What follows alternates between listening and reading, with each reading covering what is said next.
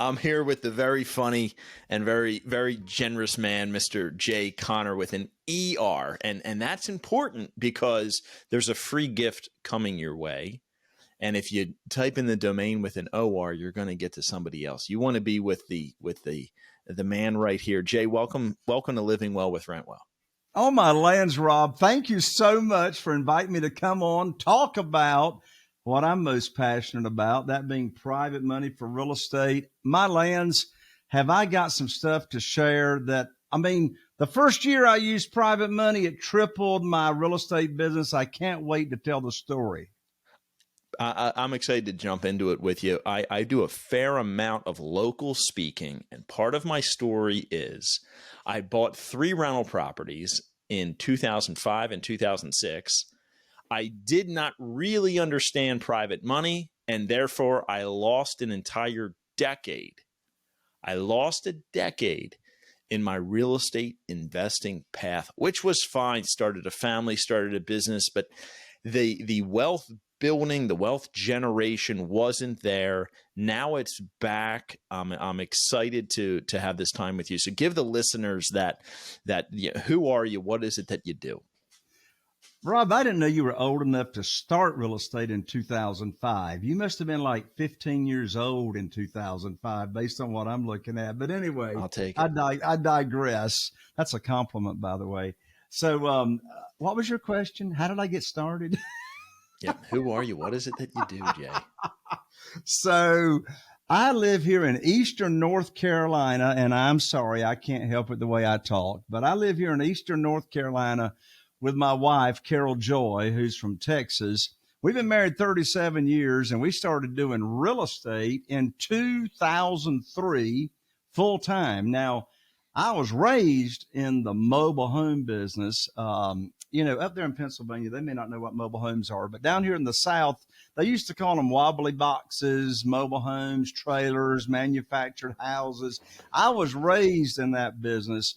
And so I've been all my life helping people own a home. That was affordable housing. So in 2003, the consumer finance on that industry just went away. There was no financing to buy mobile homes anymore. So I knew if I ever got out of mobile homes, I wanted to get into investing in single family houses. And I do commercial deals as well. My lands, I got a shopping center now paid for free and clear. So I've done other types of deals, but my focus is single family houses. Well, how in the world did all this start? Well, for goodness sake, if you're listening to this show, don't start this business the way I did, because my first 6 years I was out here on an island by myself, reading books, doing the best I could, didn't have a mentor, didn't have a coach. And, it was a bloodbath along the way. But anyway, my very first deal was actually, I don't know, I must have gotten lucky. Back in 2003, Rob, believe it or not, back then in 2003, they realtors actually published this thing called the Homes Magazine. Can you believe? We're here in a small market, Carteret County, only 40,000 people. We do 2 to 3 deals a month, averaging 78,000. That's okay. But we're in a small market. So the Homes Magazine was being published back then, and I read in a book to go look for the nastiest, worst smelling house you can find, because that supposedly is, quote unquote, the smell of money, which made no sense to me when I read it. But I'm following the instructions of the book. So I look in the Homes Magazine and I find this house on Mayberry Loop Road that had been on the market for 9 months, over 60 showings, and no offers. I said, sounds like my kind of deal. So I go and look at it, and a hoarder had lived in that house. Anyway, long story short, I got, so this was before private. This was before I knew anything about private money. Back in 2003, if you could fog a mirror, you could get an unsecured line of credit at the bank. I had a $250,000 unsecured line of credit at the bank, burning a hole in my pocket. I put that house under contract for $50,000. I knew it needed $50,000 in rehab. So that's what I did. Well, I put it under contract. I was so excited. My dad and I were eating lunch at Ruby Tuesdays. I said, Dad, I got to show you this house that's under contract that I'm going to rehab and flip. So we went down there on Mayberry Loop Road. He got out of the car. We stepped inside. He looked at me and said, son, have you lost your mind? I said, I don't know, but I'm getting ready to find out. My wife wouldn't, Carol Joy wouldn't even get out of the car and look at this house. She wouldn't even get out of the car. So anyway, I buy the house. I rehab the house. Now I got $100,000 in it. It's absolutely drop dead gorgeous. So what do you want to do when you want to sell a house? You list it with your realtor, right? So that's what I did. List it with a realtor. 45 days went by, 0 showings. So I read in one of them books that if you put a classified ad in the newspaper that says owner financing, your phone will ring off the hook. And it did. On the second ad, I had to shut the ad down. The first guy I talked to was Earl. I never met Earl before in my life. He says, I want to go look at this house because it said owner financing. Well, I didn't know that everybody applied to owner financing has got bad credit, but I found that out. So anyway, Earl said, I'm going to go look at this house. I said, well, it's sort of hard to find here in Morehead City. If you go, and the reason for that, if you go down Mayberry Loop Road the bad way, it's looking bad. But if you go down the Purdy way, it's looking good. So I met Earl there. He walks inside. Now, this was 45 days after no showings. He walks inside. It's drop dead gorgeous. I got it staged. He says, Jay, I'll write you an $18,000 lease option deposit right now. I didn't know what a lease option deposit was. But my daddy told me if somebody offers you money, take it and you'll figure it out. So he writes me that $18,000 check. I was a mortgage broker at the time. I got him cashed out. Long story short, I pocketed $40,000 on the first deal and had no idea what in the world I was doing. So that first year, I did 3 houses that first year in 2003. Well, let me fast forward, Rob. From 2003 to 2009, I relied on the local bank to fund my deals. That's all I knew to do. I didn't know anything about private money and all that kind of stuff and creative strategies. Let me tell you, Rob, I remember it like it was yesterday, January 2009. I had been doing this business for 6 years, had a line of credit at BB&T, who is no longer BB&T anymore. And my banker, his name was Steve, and I'd done a ton of deals. So I had 2 deals under contract, January 2009, been doing this 6 years. And, you know, we still actually have handsets with cords attached to them here in North Carolina. I called up my banker, Steve, and I told him about these 2 deals under contract that I was going to have him fund. I learned very quickly I'd lost my line of credit. Shut down. No. I didn't know there was a global financial crisis going on. And now I got a crisis going on because I can't fund my deals, right? So my definition of coincidence is God's way of staying anonymous. In less than 2 weeks, I learned about this world of private money and what the world of private money is. And I raised $2,150,000 from individuals, their investment capital, their retirement funds, to invest with me and Carol Joy in our deals. I closed on those 2 deals. And since January 2009, I've never missed out on a real estate deal because I did not have the funding. Private money puts you in the driver's seat because you make the rules, which is sort of hard for people to understand when they first hear it. But yeah, private money. I mean, that was the biggest blessing in disguise, Rob, I have had in our business. You know what? If it wasn't for that obstacle, that challenge, that bump in the road, and me deciding to look for a better and quicker way to fund my deals, you and I wouldn't even be here visiting today. I like how you defined God's way of staying anonymous. It's pretty cool. And then you also said a few minutes ago, your average deal is $78,000. What for any listener who's stuck on that? What does that mean? So that's the average gross profit. So that's a single family house here in Carteret County and Craven County, North Carolina. The median price point is $325,000 is the median price point. Prior to COVID, it was $225,000. But it's $325,000 now, median price. And so how do we make $78,000 in gross profit per single family? Well, we're flipping. So those are flips, right? Now, when I buy on terms, subject to the existing note, I'll sell on terms. I got a bunch of rent to owns as well. But my rule of thumb is when you buy with cash or private money, you want to cash out. I don't want to leave a bunch of cash buried. However, for buy and holds, you can use private money to get the deal, seal the deal. If it needs rehabbing, use the private money to rehab, get it seasoned for a year, and then, refi with institutional money or whatever. But anyway, I digress. $325,000 median price. Well, if you're going to make $78,000 on a flip, then you got to buy that house at a substantial discount. So when I'm doing a major rehab, typically I'm buying at 50% of the after repaired value, right? So, for example, let's use easy numbers. Let's say I'm buying a house prior to COVID, because these are easy numbers. Prior to COVID with an after repaired value of $200,000. All right. Well, I buy those houses all day long for $100,000 or less. That's because they need like $35,000 in rehab, right? So after repaired value $200,000, buy it for $100,000, put $35,000 in it. Okay, so I got $135,000 in it with purchase and rehab, and then I'm going to retail it for $200,000. Okay, but anyway, so in answer to your question, that $78,000 average profit now that's average. I just cashed one out 6 weeks ago, $200,000 profit, but the after repaired value was $675,000, right? So I'm just giving you averages. And when you're saying cash out, that means that you use private money to purchase, use private money for construction.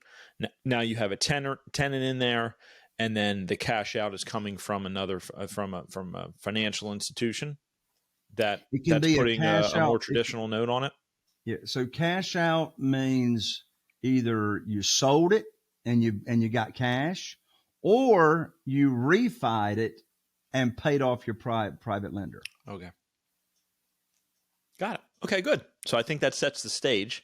We have some of our terms defined. That was your very first deal. It sounds like your first deal. Your bride would not get out of the car. Your dad would, but he told you you're crazy. You went forward with it anyway. That's right. You heard crickets when you go to sell it, but you didn't give up. Shows a lot of fortitude. You then did a lease for purchase, which is great. I've done a lease for purchase and not been the tenant before. So I've bought properties as a lease purchase. I think it's a great way to do it.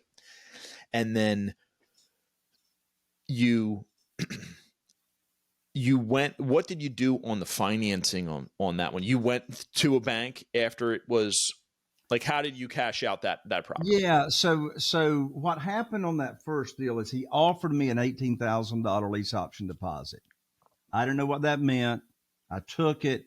I was still an active mortgage broker and loan officer at the time, back in 2003. So I was able to get him done. So I actually didn't have him move in on the lease option. I took his $18,000 and applied that to, so in 2003, if somebody had a mid score of 580, I could actually get them done on FHA. Well, he had a mid score of 583. So I was able to get him a mortgage.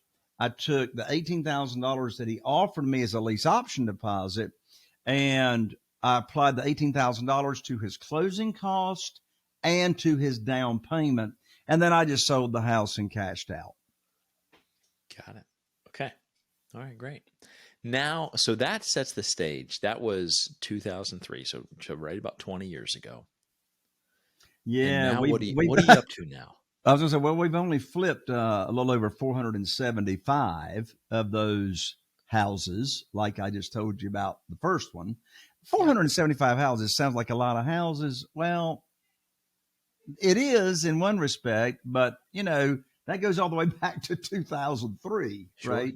Sure. But one interesting part of this story is my total target market that we invest in is only 40,000 people. And I'm doing 2 to 3 deals a month now, flips, 2 to 3 flips, right, a month in this population. And the moral of the story is you don't have to invest in a huge market to make huge money. I mean, there's one really neat thing about being in the outlying areas at smaller populations. It's like I'm the only game in town that's consistent, you know. Are there other real estate investors? Of course, right? Yes. But the consistency, right? Oh, we could have a whole podcast about the word consistency. But, you know, so like, you know, for example, I call this my sandbox that I play in, right? So, you know, every once in a while, you know, one of the gurus will come to town in Greenville, North Carolina or whatever, about an hour and a half away, and they'll have the weekend seminar.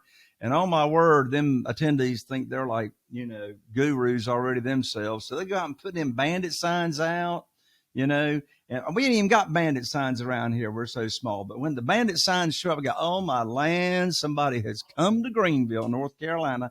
So what do? I pick up my cell phone and I call them. My first thought is, okay, who's trying to play in my sandbox? I know you ain't got no money and you're a new wholesaler. So I just call them up and I say, hey, I got money burning a hole in my pocket and I'd love to pay you a wholesale fee when you get a deal under contract. But anyway, so you can dominate your market.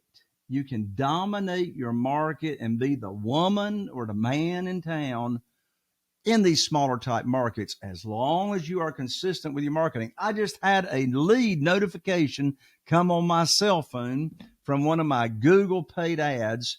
And I guarantee it ain't nobody else around here got that lead. So dominating your market in a small market. I mean, this is how we net over $2 million a year in this small market because of the consistency of marketing, having the private money ready to close quickly. Oh, my lands, that just brought another idea to mind. I just closed on a deal 2 weeks ago, Rob, right here in our market. And here's why. I had the private money. They didn't want to sell to August. Well, good night. Jesus Christ could come between now and August, and you ain't got no deal on that house. So I said, look, we'll buy your house right now, all cash, and you live in it for free till August. And they took our offer of more than $50,000 less than their asking price because we could pay all cash, let them live in there for free. So the world of private money just opens up just an entire world of opportunities in contrast to not having the cash. Yeah. So we just covered diamonds in your own backyard, right? So a town of 40,000 is not very large for anybody who grew up around a major city, right? What is the next closest major city to it? An hour and a half to an hour 45 minutes away would be Wilmington, North Carolina. Okay. That's a coastal town as well, south of us. So you've helped improve this town dramatically because if they're all in this or in certain number of counties, that's close to 500 properties that you've renovated and brought back to life. And I think that should be noted because yes, the money is working for you. You're also giving preferred good interest rates to individuals who otherwise, would not have received them. I think just now people can actually leave some money in a CD or a money market and get 4.5%. That's great. The private money when I'm lending is starts at 7 and goes up. So I'd like to just have that all be noted. And then you're moving. Not everybody knows how to do these renovations. Not everybody can do the capital stacks that's required. So you're taking the risk. You're also helping the seller, right? Like in that example where you can be creative and you don't need an appraisal and you don't need a bank to come through and you don't need an inspection. right? You probably know how all these homes have been built. They're probably within 20% square footage and wiring similar and all that, right? I'm just picturing all this in my head, and you're offering. So besides the private money, you've obviously done enough deals where you know how to get creative to help solve a problem. Because when people are Googling sell my house for cash now, what they could also be saying, I have a problem that the traditional real estate market cannot help, or I don't think it can help, and I need somebody like Jay on the other line that can operate with ethics, that can help me with this problem. Absolutely. And you just triggered a thought, Rob, and that is, my guess is in your market up there in Philadelphia, there's nothing in the multiple listing service to speak of. Here in our local market, I mean, there's no inventory, which means where are we going to find our deals? I don't care if you're a long-term hold landlord or, what your exit strategy is. If you're a wholesaler looking to get an assignment fee, or you're a flipper and you want to stay in the deal, it doesn't matter. You still got to find the deal, right? You got to find the deal. And so all of our deals, even prior to COVID, all of our deals, off market deals for sale by owners. And, we buy a lot of houses from people that didn't even know they would consider selling until we reached out to them. But, the two things everybody wants to know is, how do I find the deals and how do I fund them? I mean, that's just what it comes down to, And I'm going to Google, I'm in a newer town for me. And I have to Google it just to see how many people, to put it in perspective. I invite everybody to pause. How many people is in the town that you're investing in? What's the population in the towns? I think it's a really powerful what you're getting at here. And as we started the interview and in kind of the warm up, right? So the town that I'm now investing in, we're at 13,000. Now there's towns every few miles on a major highway, but what that individual town is, so it's not too far off. What you're saying is there's just a wider gap in maybe depending on how these towns are established, right? Because when you look at Philadelphia and then you go out, the population decreases until you just end up in farmland.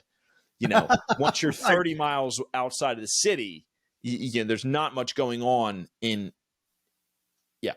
So I would just encourage people to do that, to know what those numbers are and back in, because now we talked about the sandbox. Where would you like to go next, Jay? Do you want to talk about finding the deals, or do you want to talk about the private money? I'll leave that up to you. Well, you have probably heard this, Rob, because all of us have heard this. And I know I'm going to get pushback on this. But what I'm about ready to repeat, I've heard other people say, is like the most stupid thing in the world I have ever heard in my life. And here's the quote, and here's the advice. I think we all know what he's going to say. So go for it, Jay. Get the deal under contract. The money will show up. Get the deal under contract. The money follows the deal. And I want to say and shout from the roof, where is the money going to show up? Yeah. Is it like going to rain out of the clouds? For goodness sake, give me a break, particularly for a new real estate investor. You're bringing me back to 2006 when I bought that last property on a lease purchase, and my parents were tapped out and my aunt was cool. And I'm like, okay, well, those are the only people I really know. Who else is who? I don't even know how I would do it any other way. And do I even know what I'm doing? And there is the lost decade. So thank you for bringing that up. Yeah. So what do I want to do next? I want to do money. I want to do money next. I want to do money because here's the deal. And this is a rider downer. The money comes first. Focus on getting the money lined up. I mean, there's always going to be deals. And, think about how much more confident you, not you, Rob, but your listener, think about how much more confident you're going to be making offers on houses, more offers on houses with money burning a hole in your pocket, ready to be used. And I mean, I was getting ready to say I'm sorry, but I'm not sorry. Here's the deal. I just don't want to put a house under contract to buy, and I have no idea how I'm going to fund it. Well, I would also. Look, Rob, it just seems so flippin' simple to me. Well, so if you're let's going talk about getting the money. That means that you did the deals. So you can sell a course on finding deals and not sell a course on raising the money and all. You've done both. You've clearly figured out your niche to find your deals. Rob, I am so glad you're the first person on the planet that just explained why in the world people say the money is show up, get the deal under contract, because I guess they're selling a course on getting deals under contracts. Yeah, getting the phone to ring and establishing the bonding and rapport, and then what to do with it, and flipping the paper, and all that. That's and then also for somebody like, let's say myself, whom maybe doesn't have the best poker face on this stuff and really wants to work with integrity. If I tell somebody that I'm buying the property, and there's that voice in my head that says, but are you really? Do you have the money lined up? What if this? What if that? Like you're in the game long enough, you realize what can and cannot happen, especially for those of us that made it through the 2008, lack of liquidity, when you were saying you got the phone call of you don't have your line of credit anymore. I personally made those calls in, 2020, to say, I know I have these lines of credit right now because I can see them. Should I be pulling out all of this money right now and putting it in my other account that's not with your bank? And I was told, no, Rob, it's different this time. And they were accurate. No lines of credit rescinded, but you do it long enough, back to the point of the confidence that then the wholesaler, who really doesn't want to wholesale. I mean, they really don't want to wholesale. They really want to get into owning. Most folks do. Most folks want to have that proverbial passive income. So what you're saying, Jay, is you have the ability. You haven't said it, but I'm going to do the spoiler alert because I already told everybody that there is a book that you're going to offer to folks when they get the last name spelled properly. That talks about raising private money. And what I would say is, from my own personal experience, now when I'm making offers, and I'm similar to you, I look at small markets, I look at off market. I want my phone to ring with the lead. I want to be the one talking with them, right? Because I want to know what the problem is. Mm-hmm. That's first and foremost. Because we are problem solvers. Yes, that's sir. what we are. At the end of the day, at the beginning of the day, the first thing, that's what it is. So great. So what comes next? We are in agreement that there's a lot of value to, and probably doing these things in parallel, right? Because it takes time to get the phone to ring. The abandoned signs can get taken down, right? The mailing for dollars and all that, and the driving around, and there's different apps that folks can use. So where do we get started on this private money? I'll let you take it from here. Yeah, where we get started is first, in this world of private money, from my own experience, to be successful in attracting and raising private money, you got to own the real estate in between your ears first. And what I mean by that is having the right mindset. Okay.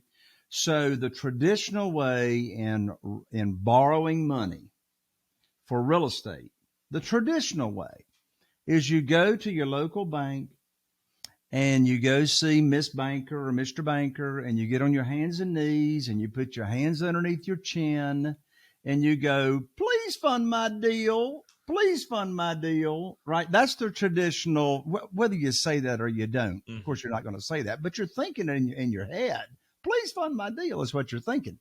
Well, we got to shift that. We got to shift that 180 degrees. Now in Kentucky, they call it a 360. The problem with that is you got back to where you started from. But anyway, you got to shift. Is that a slight on Kentuckians? Is that a real thing? Well, one of my best friends is from Kentucky, and he says it all the time. He says, Jay, you got to do a 360. I said, no, I got to do a 180. But anyway, so in this world of private money, okay, number one, we are not asking for a mortgage. We're not asking anybody to approve our application because there is no application, right? We're not asking them what's their program because we create the program. We're offering. So instead of asking for a mortgage, we're offering a mortgage. We're offering a private lending program. We're offering a program for people to get high rates of return safely and securely. Their investment is backed by the real estate. We're not borrowing unsecured funds. We can legally, but we do not do that. We give our lenders the deed of trust or mortgage, depending on the state that you're in. And so this is all about, so here's the deal, Rob. I've never asked anybody for money. In all these years, I've never asked anybody for money. And people say, Jay, how in the world have you got $8.5 million in private money available to you, either already invested in houses on the street or waiting to be used? How do you have all that private money and you never ask anybody for money? And here's the answer. I put on my teacher hat, and this is exactly what I did. Back to my story of being cut off from the banks in January of 2000, or the bank in 2009, I learned about private money. And so I put my program together and I said, okay, here's what I'm going to do. I'm going to teach people, first of all, in my warm market, people that I've got some kind of relationship with. I go to church with them. I'm in the Rotary Club with them. I'm in Business Networking International with them. I'm in the Chamber of Commerce with them. You know, you play poker with them on Thursday night, whatever. So I'm going to start teaching people this program I'm so excited about as to where they can earn high rates of return safely and securely. So I put together my program, right? How much am I going to pay? How are they going to be protected? How can they get their money back in 90 days or less in case they got some kind of emergency? What's the length of the note, etc.?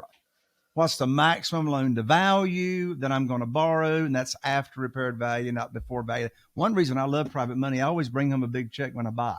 Always. I love my real estate attorney's check stub that says excess cash to close. And I love me some excess cash. I always bring home money when I buy. But anyway, so I put on my teacher hat. I got my program. And then I simply started teaching people what private money is. And I want to make sure we're all clear here. We're not talking about institutional money. We're talking about a private lender is a human being, just like you or me, an individual that loans money to you, the real estate investor, either from their investment capital and or their retirement funds. Carol Joy and I right now got 47 private lenders funding our deals, and over half of them have got their retirement funds in a self-directed IRA company that I referred them to so they could then loan the money out to us. That's a whole nother podcast talking about how to work with people's retirement funds. So these are individuals. So I taught them, and that's how. And now here's another way that I never ask for money. So first of all, I teach them the program. But I learned early on, Rob, here's a big mistake. Don't make this mistake. It's a writer downer. Don't teach your private lending program to a potential private lender and talk about a deal you need funded. You're already begging and chasing and you sound desperate, and you don't even mean to sound desperate, right? So we separate the conversation of here's the program. I teach them the program. Hey, at one private lender luncheon where I had my CPA, my real estate attorney, my realtor, my general contractor, I raised $969,000 from one luncheon just teaching my program. Back to my point. Separate the conversation. Here's the program that we teach. And they say, and you don't even have to ask them, well, what do you think? That's like a stupid question. Are you interested? I teach them the program and shut up. Believe it or not, I know how to shut up, right? So teach them the program, now shut up. And I tell you, if they've got investment capital or retirement funds, they're going to be asking, well, how do I get started? What do I do? Write you a check? No, you don't write me any checks. I'm not going to put your money to work. There's a key phrase. I'm not going to put your money to work until we have a deal for you to fund. So you tell me how much you got to work with. I'll go find you a deal just as soon as possible. So they tell me, now, Rob, you're going to love this little role play right here now. So here's how I get my deal funded. And Rob, let's say you're my private lender. Now, you are a private lender that I taught. You see, all 47 of my private lenders never heard of private money.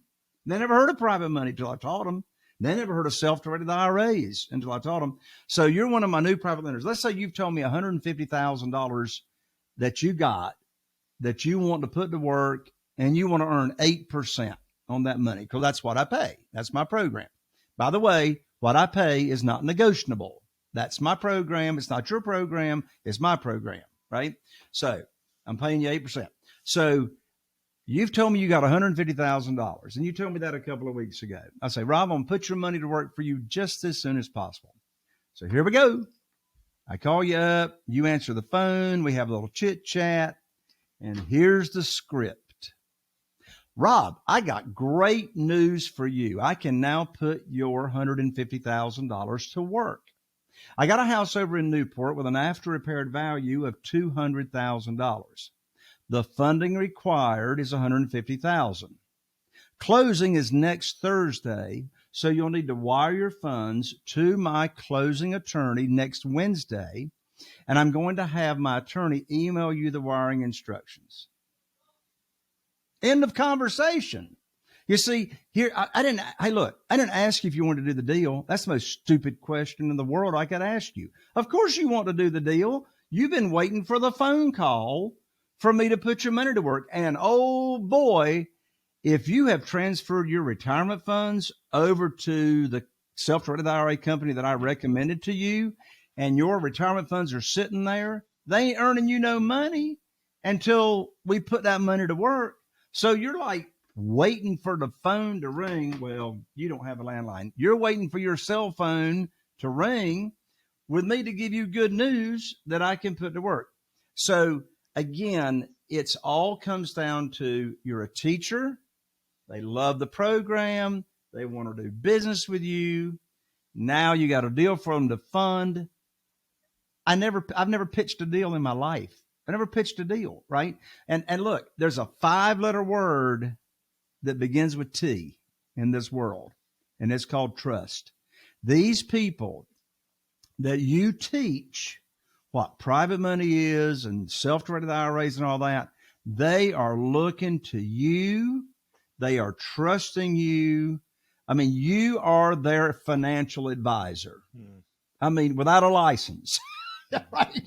You are advising them on what to do with their money. And, that comes with it a lot of responsibility, a lot of moral and ethical responsibility. Now, we haven't even talked about existing private lenders that are already loaning money out to real estate investors. Well, where are they? And how do you do business with them? Well, you're not teaching them your program. They already know the program because they are already an existing private lender. Well, there's more than one place to find existing private lenders, but for the sake of time, I'll give one valuable tip on where to find a bunch of them, like a lot of them.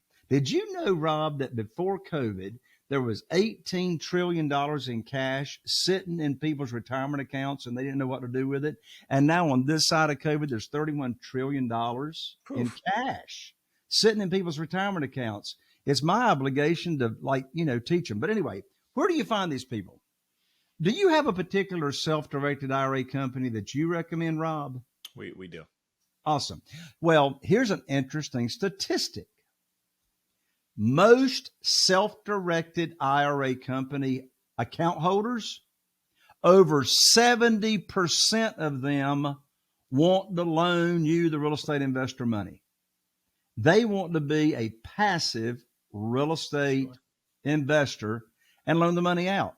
So, I mean, I know one in particular, maybe the one that you recommend as well, has monthly Zoom networking events on the internet where you can go, you can network virtually. They put you in breakout rooms, and you got real estate investing borrowers looking for self-directed IRA account holders looking. So it's like, meet each other, network, get to know each other. My lands, I could talk all day about private money. What do you do when the loan amount that they have is smaller than your average deal size? Are you packaging them together? Yeah. Okay. So what we do is we'll do first position, right? So typically we'll get at least enough money from one private lender to buy the property. But then, we got a lot of private lenders that have got, $25,000, $30,000, $50,000. So we'll put them in a junior position and disclose that on the promissory note. But then we have this thing called total loan to value. And so I don't borrow more than 75% of the after repaired value. So let's say on that $200,000 after repaired value house, maybe I got a private lender with $100,000 and I got another private lender with $50,000. So the $100,000 would be in first position, $50,000 in second position. Our total loan to value is $150,000 divided. That's 100 plus 50, $150,000 divided by 200,000 after repaired value. There's your 75% total loan to value. So we covered faith and God remaining anonymous. We've covered diamonds in our own backyard as what I know it to be. You're doing all of this for 20 years. You haven't run out of steam. You haven't run out of deals in a market of 40,000 people. You clearly are having fun. You've also helped to reshape a community, right? Which has got to feel good. And you've taken the time to write this out and to teach courses. I mean, we can put the bio up, but you've consulted one-on-one with over 2,000 real estate investors. We are in agreement. Raise the capital first and then find a deal. There's nothing wrong with doing it that way. It probably makes more sense to a lot of people's own intuition to do it that way. Will your book and your coaching help somebody that does not have a lot of experience? 60% of my students in this world of private money, and they come to work with me, have never done a real estate deal yet. Looking to do the first. Okay. 40% of my students are seasoned real estate investors. I mean, I've got one mastermind member, Stu and Harriet, are up in northern New York State. They didn't start working with me until they had over 100 houses in their portfolio. They'd already raised millions of private money, and they just wanted to learn how I did it to raise millions more. And we started working together about 2 years ago, and they've raised about $4 million more in private money. So yeah, no experience and seasoned and everything in between, people that have done 2, 3, 4, 5 deals. What it's coming and resonating with me is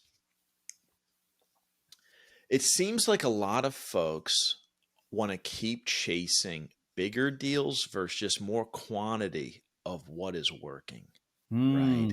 And there's just nothing wrong with doing a lot of single families that just work. It works for the contractor. You have the same agreements. You don't need to chase the dopamine hits of doing something outside of the proverbial wheelhouse.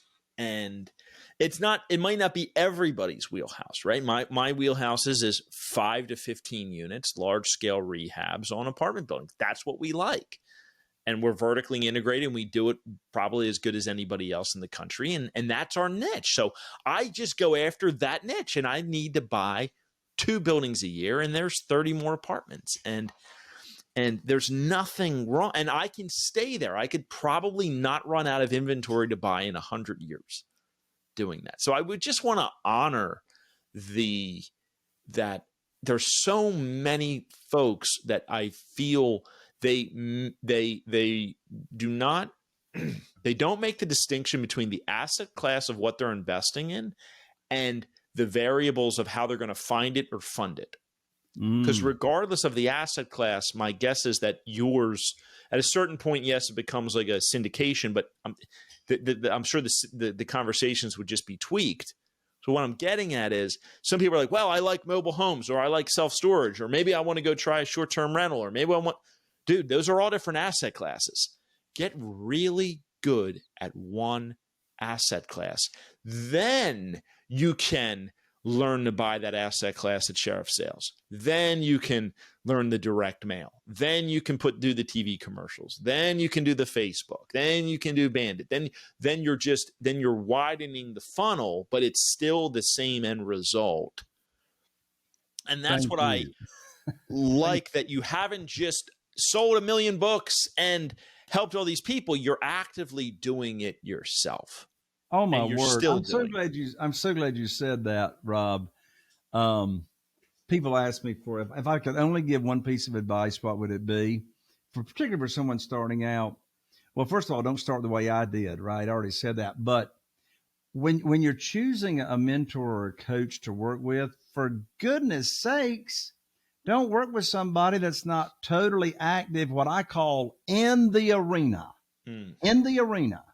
Work with somebody that is in the arena today, because the way you fight and win in the arena is not exactly how you fought and won 3 years ago, particularly when it comes to marketing, finding deals, etc. Some principles never change. But the nuances to the business do change. Work with someone that's very active in the arena. Yeah, I like that. And also what that's going to do is, because I'm in a similar position where you said the ARV went from 200 to 300 after COVID. Like, I was buying apartments for $50,000 per unit in B markets, and now to buy $50,000 a unit, I need to be in C markets or just a lot of capex needed. And I could see how the ego could creep in and be like, well, I'm not paying that because 9 months ago I bought that building for that amount of money. And it's like, I almost look at it as stocks of dollar cost averaging. Like, no, I'm going to stay in this game. I'm going to, the underlying fundamentals still work. The rents have gone up, right? So it's don't like, because I think a lot of people stop where maybe their first deal was a good deal, and so I could keep going on and on about that. But I like the fact that you're active, and then you're also willing to help people. So the questions here are: how do you give back to your community? Are there any charities that you like to support? Like, what does that look like in Jay's in Jay's world and Carol Joy's world? Yeah, so Carol Joy and I actually met my first Sunday in Texas when I moved to Texas at church in Wichita Falls, Texas.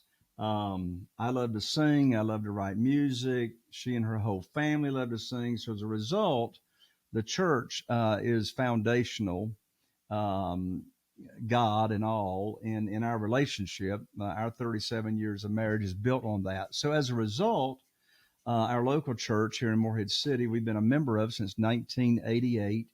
We're very heavily involved in that on volunteering. But then in addition to that, there is a Christian college down in Florida called Florida College that has a student body of about 450 kids. And we're very, very involved financially and time-wise in that college to make an impact on the youth that goes there.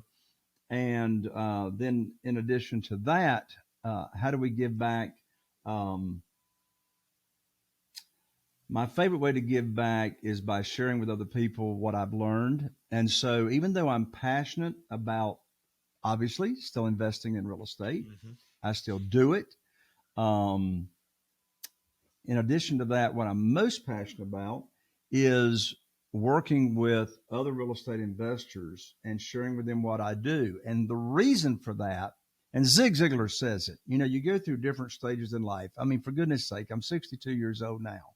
Do I have to do this today for the money? No, there's got to be something bigger and more important. And Zig Ziglar said the last stage in your life, if you're progressing the way you should, is significance.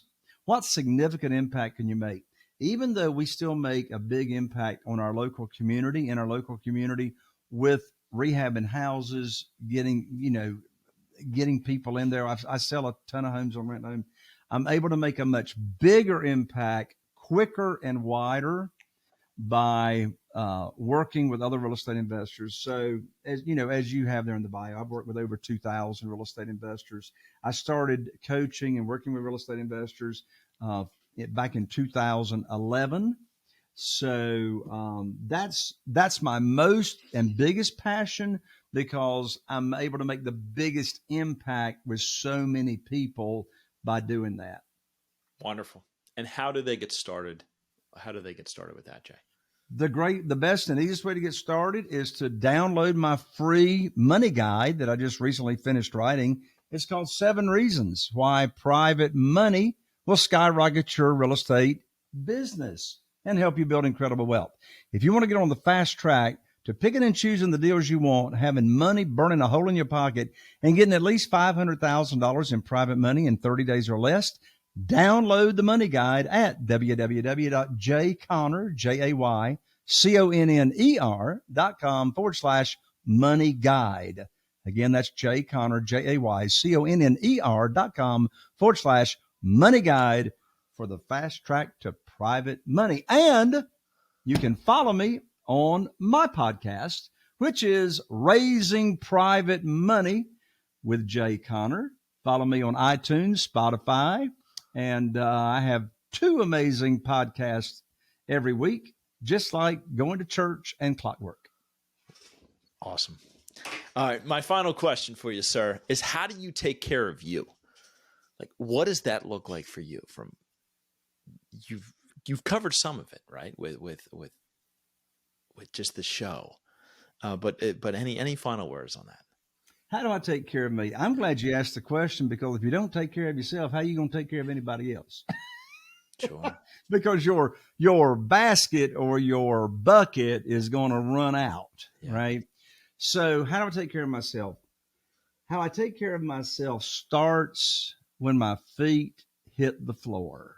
Actually, it starts before my feet hit the floor. So my alarm, which doesn't even need to go off anymore because I wake up before the alarm goes off. So it starts at 5:30 in the morning is when the alarm is set. I'm typically, like this morning, I was wide slam awake, laying into bed at 10 minutes after 5. And so I start with prayer of what am I thankful for, grateful for to Almighty God before my feet hit the floor. My feet hit the floor, and then I go straight and get on the scales, because that which you do not measure, you cannot improve. So I measure my weight every morning and I record it on my calendar. And so then I brush my teeth. I put on my shorts and my socks and my tennis shoes, and I go straight to the Stairmaster, and I Stairmaster for 31 minutes, burning 414 calories in those 31 minutes. The purpose of getting on the Stairmaster for 31 minutes is not primarily for my heart or for my health per se, it's for my brain. When the blood gets flowing, and there's lots of science behind this, just get your body sweating for 5 minutes first thing in the morning. Your whole day is a whole nother experience. So I Stairmaster, gets my brain going, gets oxygen to the brain. My favorite part of Stairmastering is sitting on the stool in front of my fan while I'm wiping down with my white washcloth. As the sweat is like evaporating, right? And I was like, the cool down is the best part of the sweat down, right? So as I'm cooling down, I'm now listening to Darren Hardy's Darren Daily. Darren's Daily.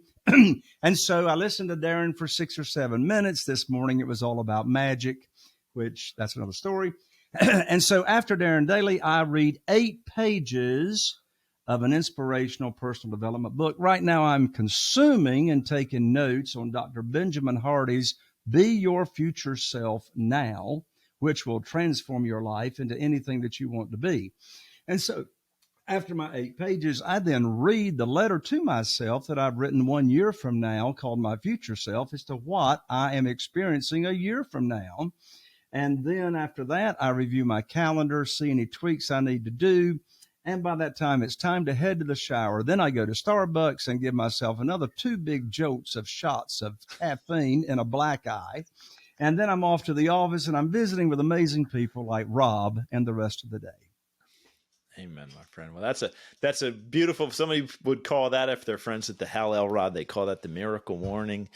And it seems like you have a wonderful philosophy about life, a lot of discipline to have the freedom that you've created for yourself. And I'm looking forward to catching up with you again. I'm looking forward to getting that download and seeing where that takes us. So on behalf of everybody listening to this episode, I'd just like to thank you, Jay, for your time, for your humor, for your transparency, for your integrity, and our apologies to the Zoom call that's waiting on you right now. But we'll give you back to your day, and thanks for coming out and spending this time with us. Rob, thank you so much for having me. God bless you. Thank you. God bless you. Take care. Thank you for listening to Living Well with Rentwell. We hope you loved that episode. Please be sure to head over to our website at rentwell.com/vision. We're giving away our free program called Vision Through Purposeful Action. If you're a busy person, if you struggle with finding the time and priorities, or if you're experiencing procrastination and overwhelm, this free course will help you with that. We wish you a blessed day. Thank you for tuning in, and check in later.